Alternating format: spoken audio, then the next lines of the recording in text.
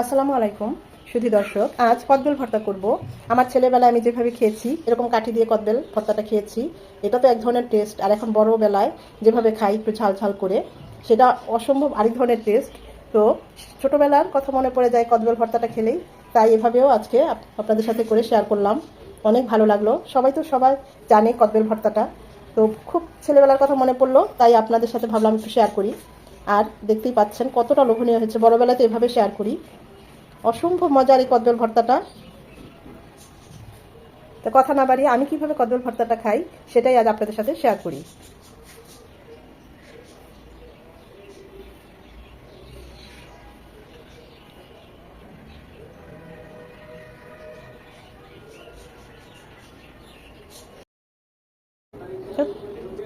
কদবেল ভর্তা করব, একদম পাকা পাকা দুটো কদবেল কিনে এনেছি। এখন তো কদবেলের সিজন।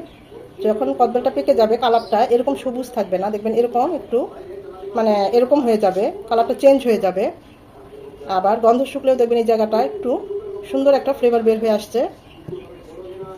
আবার এভাবে নাড়া দিলেও অনেক সময় একটু আলতোভাবে একটু শব্দ হয়, তখনই বোঝা যায় কদবেলটা খুব ভালোভাবে পেকেছে। এখন মনে তো হচ্ছে পেকেছে, তারপরও আপনাদের সামনে ভেঙে দেখি কদবেলটা। আলহামদুলিল্লাহ, অভিজ্ঞতা কাজে লেগেছে, পেকেছে খুব সুন্দরভাবে কদবেলটা পেকেছে। ছোটোবেলায় কাঠি দিয়ে বানিয়ে খেতাম, সেটাও ওই কদবেলটা দিয়ে বানিয়ে আপনাদের দেখাবো। আমি কিভাবে ছেলেবেলায় খেতাম, আম্মা করে দিত। আর এটা কেমনে এখন বড়বেলায় যে ভর্তাটা করে খাই সেটা করে দেখাবো। কদবেল ভর্তাটা করার জন্য নিয়েছি বিট লবণ, একটা কাঁচামরিচ, আর 1 চামচ চিলি ফ্লেক্স। এখানে আপনি মরিচগুলোও নিতে পারেন, আমি অল্পই নিলাম ঝালটা, কারণ বাচ্চারা খাবে। ঝালটা যে যেমন পছন্দ করেন ওই অনুযায়ী নেবেন। এখানে নিয়েছি 2 চামচ চিনি, 1 চামচ সরিষার তেল, আর হাফ কাপ ধনে পাতা কুচি। এতগুলো দেবো না, অল্প দেবো। নিয়েছি খেজুরের ঝোলা গুড়, যে যেমন পছন্দ করেন, চাইলে চিনিও নিতে পারেন এখানে, আবার চাইলে গুড়ও নিতে পারেন। আমি এই ভর্তাটা আজকে গুড় দিয়ে করব। আমি এখানে 1 টেবিল চামচ ঝোলা গুড় নিলাম, লাগলে পরে আবার দেব। দিয়ে দিব সর্ষের তেল, কিছুটা ধনে পাতা কুচি,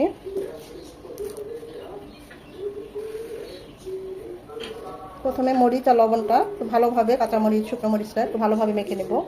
তারপরে সব একসাথে ভর্তা করে ফেলবো। বিট লবণটা স্কিপ করবেন না, অবশ্যই দিবেন, এতে ভর্তার টেস্ট অনেক গুণ বেড়ে যায়। আমি এখানে আরও 1 টেবিল চামচ গুড় দিয়ে দিলাম, আর একটু লাগবে।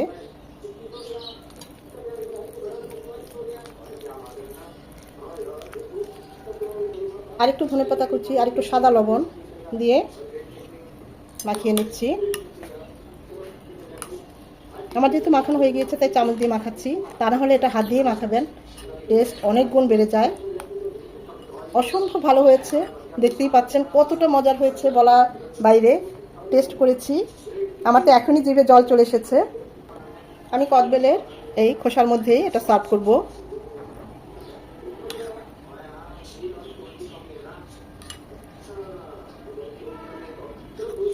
যদি কদবেলটা কাঁচাও থাকে 2-3 দিন বারান্দায় এমনি রেখে দিবেন, দেখবেন আস্তে আস্তে পেকে যাবে। আমি তো বড়বেলায় এইভাবে কদবেল ভর্তাটা খেয়ে থাকি, চিনি দেই মাঝে মাঝে, গুড় না হাতের কাছে না থাকলে। এখন ছোটোবেলায় কিভাবে কদবেল ভর্তাটা খেতাম, কদবেলটা আর কি, সেটা আজ আপনাদের সাথে শেয়ার করব। এরকম একটা কদবেল নিয়েছি, আস্ত কদবেল ভর্তা করব। ছোটোবেলায় যখন একদম শীত, এরকম একটা শক্ত আর কি ছুরি বা চামচ নিয়ে এভাবে এই জায়গাটা ফুটো করে নেব। তো ছোটোবেলায় আম্মা করতো কি, এভাবে করে আমাদের বানিয়ে দিত, আমাকে, আমার ছোটো বোনকে, ছোটো ভাইকে। তো গোসল করেই শীতের মধ্যে রোদ পোহাতাম, আর এরকম কাঠি দিয়ে এরকম কদবেল ভর্তা খেতাম। 2 থেকে 3 ঘন্টা লাগিয়ে খেতাম, মনে হতো যে শেষ না হলে আরও ভালো হয়। ওটা দিয়ে হচ্ছিল না, পরে একটা কাঁটা চামচের নিচটা দিয়ে ছিদ্র করে নিলাম। তবে এক্ষেত্রে কিন্তু অবশ্যই কদবেলটা পাকা হতে হবে, আর এই কদবেলটা পাকা দেখেই বোঝা যাচ্ছে ফ্লেভার, আমি তো এখান থেকে ফ্লেভার পাচ্ছি। তারপরে এভাবে নেড়ে নিচ্ছি, খুব ভালোভাবে এই মুখটা ছাড়িয়ে নিতে হবে। এখন এর ভিতরে যার যেটা খুশি দিয়ে দেব। এখানে আমি শুকনো মরিচ গুঁড়ো নিয়েছি, আপনারা চাইলে চিলি ফ্লেক্সও দিতে পারেন, সাদা লবণ নিয়েছি।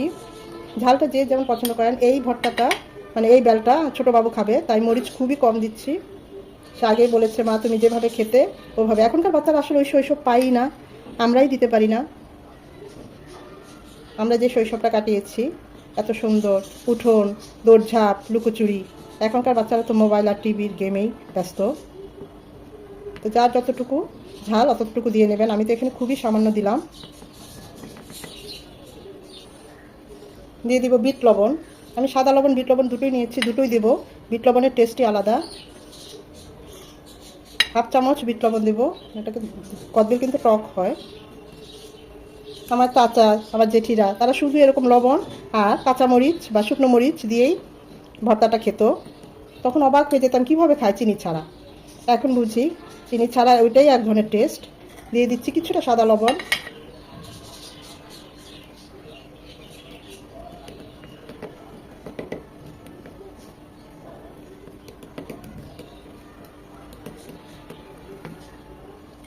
একটা একটা করে দেবো, আর এভাবে ফুটোটা আবার চেক করে নেব যেন ভিতরে সব যায়।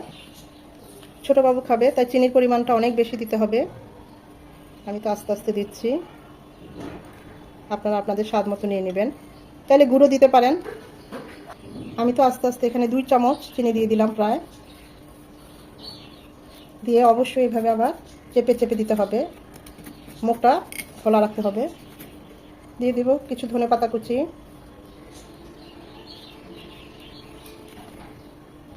এখন দেব ঘুটা। খুব ভালোভাবে পাশ ও পাশ করে এই কাঠির সাহায্যে ভিতরটা একদম নেড়ে চেড়ে মিশিয়ে নিতে হবে সব কিছু। আর এই ফাঁকে ফাঁকে টেস্টও করতে হবে সব কিছু ঠিক আছে কিনা, পরিমাণ লবণ, ঝাল, মিষ্টি, টক। সব শেষে কিছু সামান্য হাফ চামচের চেয়েও কম সরিষার তেল দিয়ে দিব। ছোটোবাবু সরিষার তেল একদম পছন্দ করে না, তারপরেও টেস্ট হবে না তাই দিলাম। দেখুন গিয়েছে, তাই কত সুন্দর এসেছে, অসম্ভব টেস্ট হয়েছে।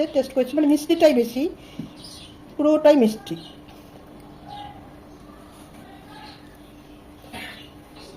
তৈরি হয়ে গেল অসম্ভব মজার বড়বেলার ছেলেবেলার কদবেল ভর্তা।